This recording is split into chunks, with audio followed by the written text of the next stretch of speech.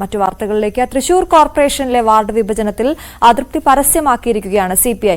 വിഭജനത്തോടെ സിപിഐയുടെ sitting ഡിവിഷനായ Krishnapuram ward ഇല്ലാതായതിലാണ് പ്രതിഷേധം. ഇതിന് പിന്നിൽ സ്ഥാപിത താൽപര്യമെന്ന് സിപിഐ കൌൺസിലർ ബീന മുരളി പറയുന്നു. 15 വർഷമായി തുടർച്ചയായി ജയിക്കുന്ന ഡിവിഷൻ 2 ഡിവിഷനിലേക്ക് വെട്ടി ലയിപ്പിക്കുകയായിരുന്നു. പാർട്ടിയെ ഇത് സംബന്ധിച്ച വിവരം അറിയിച്ചതായും നടപടി ഉണ്ടായില്ലെങ്കിൽ പരസ്യ പ്രതിഷേധം നടത്തുമെന്നും ബീന മുരളി പറഞ്ഞു. വാർഡ് വിഭജനം വന്നതിൻ്റെ ശേഷം ഇപ്പോൾ കോർപ്പറേഷനിൽ 55 ഡിവിഷനിലുള്ളതിൽ 2-3 ഡിവിഷനുകൾ അത് വിഭജനത്തിൻ്റെ ഭാഗമായിട്ട് അത് മൊത്തം വെട്ടി ഇതാക്കിയിട്ടുണ്ട്. പക്ഷേ എങ്കിൽ പോലും ഞാൻ LDFൻ്റെ കൗൺസിലറാണ്.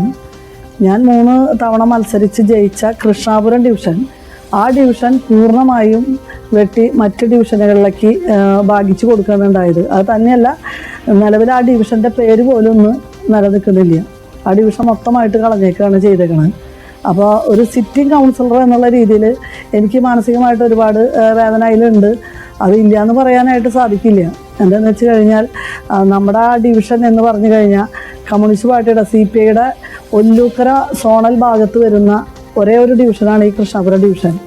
ആ ഡിവിഷനാണെന്ന് നേർപകുതി വെട്ടിയിട്ട് നടത്തറ ഡിവിഷനിലേക്ക് 700 വീടും ബാക്കി 500 സംതിങ് വീടുകൾ ഒല്ലൂക്കര ഡിവിഷനിലേക്കും അങ്ങനെ പകുത്തു കൊടുത്തേക്കാണ്. അതോടുകൂടി ആ ഡിവിഷൻ്റെ പേര് നിലനിർത്തിയിട്ടില്ല. ഭഗവാൻ കൃഷ്ണൻ്റെ പേരായതുകൊണ്ടായിരിക്കാം എന്താണെന്ന് എനിക്ക് അറിഞ്ഞുകൂടാ, ആ ഡിവിഷൻ്റെ പേര് പോലും കളഞ്ഞിട്ടുണ്ട്.